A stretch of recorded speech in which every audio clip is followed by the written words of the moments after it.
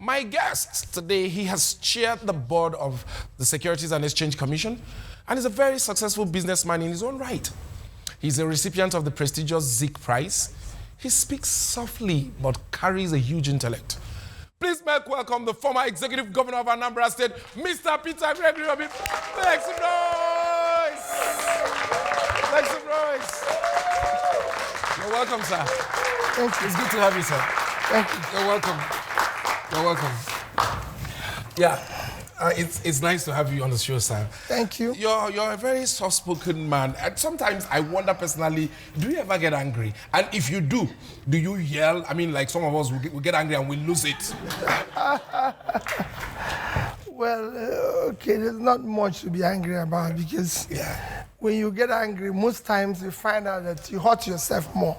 Yeah. But if you take it easy and be able to advise, because especially in our own dear country, if you get angry, you must be angry every minute of the day. You're very. I want to totally agree with you on that one, sir. Sir, you once said that Nigerians tend to go for the exotic rather than the achievable. What is the achievable, and how do we achieve it?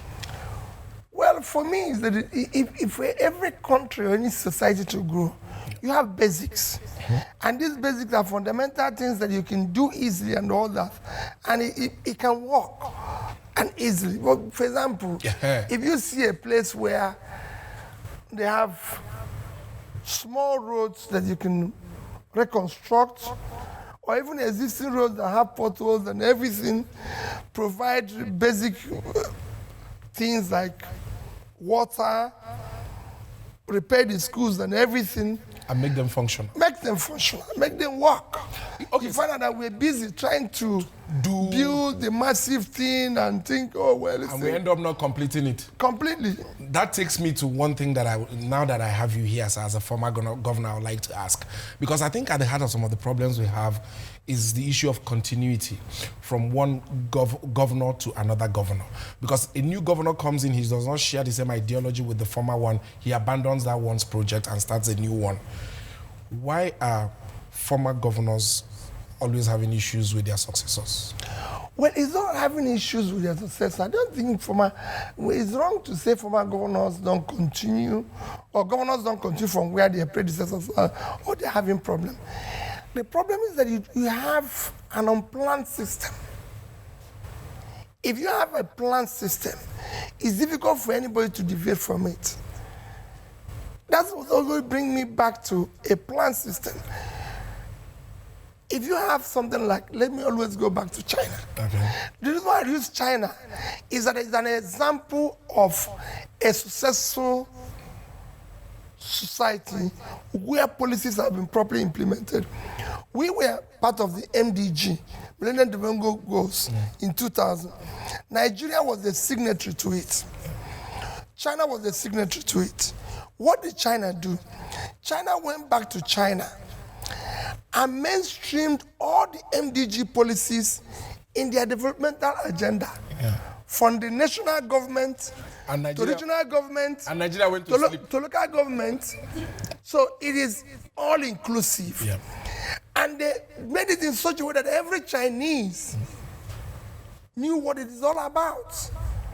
And they worked. And we couldn't do the same here. No, we didn't do the same.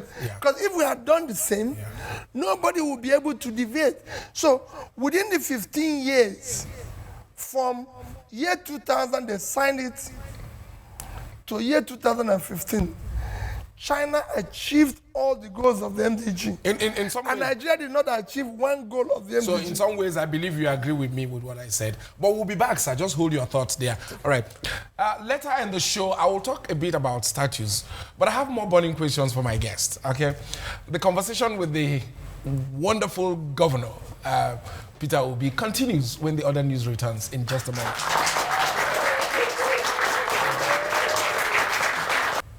Welcome back.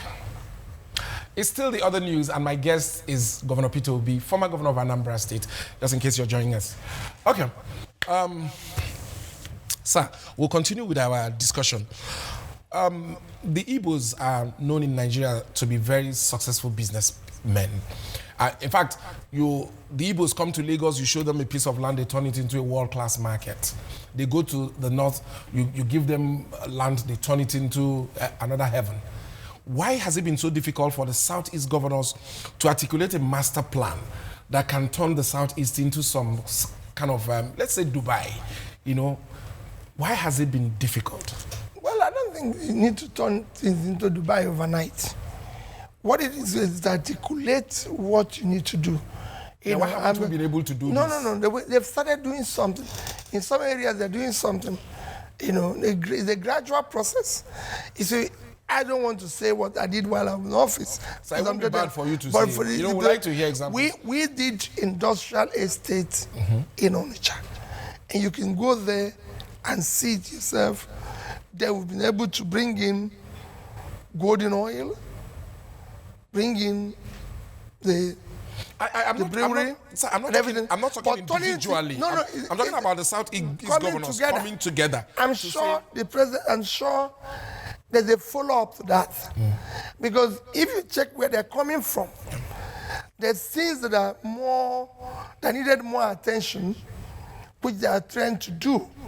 Individually, you have to start individually, then collectively, because you have to see a purpose to it. The Dubai that people are citing today didn't happen overnight. I was in Dubai in 1991. What you're seeing today in Dubai was not there completely. But between 1991 and now, you can't compare Dubai to Nigeria. That's what I'm saying. We are way behind. Far behind.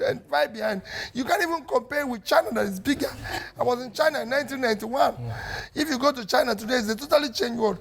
But all these things has to do, I keep saying it, with the global policy of the country. So we don't have one? No, we don't have. We don't have. But it is something that is being mentioned and not followed aggressively. Right. It's good to cite an example where there has been an articulated policy. That's why I started talking about China and MDG and what have they been to do. Why do I always use China? It's a success story. And it has a population that is far bigger than us. If I give you an example of what I'm saying, where you have an articulated policy, China has a population of 1,371,000,000. It's China. China is, you can say, is the most successful economy among the BRICS countries, which is... Why so? Why so, sir? That's what I'm coming to. You see, what China has done is that the leadership was focused on building an economy. Okay. And because of that, like I said, today in China, the most critical component of development is around micro, small, medium enterprise. What is our own government focused on building? In China, no, it's good to give you an example of what China has been able to achieve. I don't want it to be about China, because we use it as reference, then we come back to our reality. Yes. Now, you've talked about what China is. If you see what they are achieving. What of our own people? If you see what they are achieving. Yes.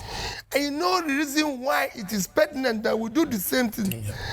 They have produced a conducive environment to enable this micro, small, and medium businesses to thrive. So in contrast here, the consequence is that today in China, this sector that I'm talking is growing, contributes 60% of their GDP. So what are we doing here? What are we doing right, or what are we doing wrong here? So many things. Okay. We're not focused on providing enabling environment for this sector to thrive. In fact, small businesses here probably suffer more than big businesses. True. If you go out today and start your small business, I can assure you... I have started and it has suffered. Thank you. Yes. The local government, everybody will squeeze life out of you. Yes. Unlike in China, where you're encouraged. So, sir, let me quickly ask, is that now the reason why our youths have lost complete faith in this country to the point where they are ready to die in the deserts of Libya and be sold out as slaves rather than stay in this country? But it's a very sad story. It is. What government does to people is to give them hope. the leadership and government of Nigeria. They've just taken hope and kept it for themselves. There's a sense of hopelessness. Yeah. So when people don't have hope, they have no alternative That is than why, to go to wherever, that's why we they go think more there's to a hope. church than to work. praying that God intervenes. And I guess it's not how to build an economy. No. It's a problem. Sometimes I can't help but, much as we point fingers at the federal level, I think the state governments and the local governments have a bigger share of responsibility, which is why we are now talking about local government autonomy. Are you for local government autonomy? Not just talking about the autonomy or no autonomy. Don't say the states and local government share more responsibility. I disagree. No, I said they should take if the as federal much of the government, responsibility as the that's federal why people are government. talking about it. Because they have allocation. If the central government, who signed, like I said, you must allow to, who signed like this MDG policy, who is signatory to the Sustainable Development Policy, have mainstreamed it into our developmental agenda, it will cascade down to the states, to the local government. So everybody knows it's like a team. When you have a team playing in a field, everybody knows it's weak. And you hardly make a mistake because you could be removed for not doing the right thing.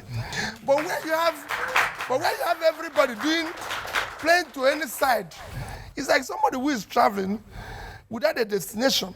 So every road will lead you there. Because there's no destination. Thank you. You've spoken well, sir. Finally, sir. The Southeast have complained so much about injustice, marginalization, and I believe it because I'm from the Southeast. I know that for sure. And we are saying there's no need for us to go our separate ways as a country. We need Nigeria big and united. What is the way forward for the Southeast? Well, the complaints that you can see are genuine.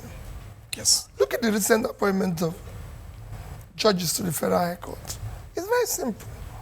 The complaints are very genuine. We have federal character. We have everything. All we're saying is that let there be an inclusive position for everybody. Let's create an enabling environment where people's talent and hard work and much of the opportunity. Just like you said, we're entrepreneurial. If I'm an entrepreneur and I create business, that's it. Nobody knows where anybody's coming from in America. The man who started Facebook or who started Microsoft or who started Apple, they're all in the same country. Nobody knows where they come from because their talents, their ingenuity, their hard work is matching up the opportunity. Thank you very much. Most oftentimes they've accused the Igbo people, of not producing their best. And we've always asked them for an opportunity to let us produce president. Okay? What is the next plan for P2B? Well, for me, I'm not part of that. What I want is let's have a society. If we give you the presidency, you won't take. Let's have They opportunity. say give us somebody from the Southeast. No. When that time comes, it's not on the offering now. When it comes, what is important is that we build a better country, a country that can provide opportunity for the young ones who are now in their productive age, doing nothing, and are living in a sense of hopelessness when there's a whole room that we can create opportunities for them. Yeah. Sir, I like you. Yeah. You're a very good man, but I must drop this one before you leave. They say it, and I'm sure most people are afraid to say it to your face, but I'll ask. That's what I do. Why do some people say you're stingy? Well, it all depends on what you're stingy Perception, about. right? Yeah. No. It's not a issue of perception. They say No. the hand is- No. It's not an issue of perception. It's an issue of that you're managing public money. Okay. They're talking about public money. Public money must be used for public good. It's not P2B's personal money. It is money meant to rebuild the schools. It's money meant to construct roads. And some people It want is to money use- meant to provide health facilities and everything. And it's money meant to support the small businesses, like I said. And the more you can provide all this infrastructure, the better the society. The more you can invest in education. So if I don't ask you for public money, if I ask you for P2B's money, that won't be a problem. Even P2B's money, I use it for good purpose. That's why today I visit school. It is not for individuals. I put it in education. Every month I visit at least 3 to 4 schools all over Nigeria, supporting them to rebuild their infrastructure, to ensure that they have chairs for the kids to go to school. That's what money is meant for. Thank you so very much. Thank you so very much, sir. Yes, ladies and gentlemen, that is the man that is known as the Rock, Okey.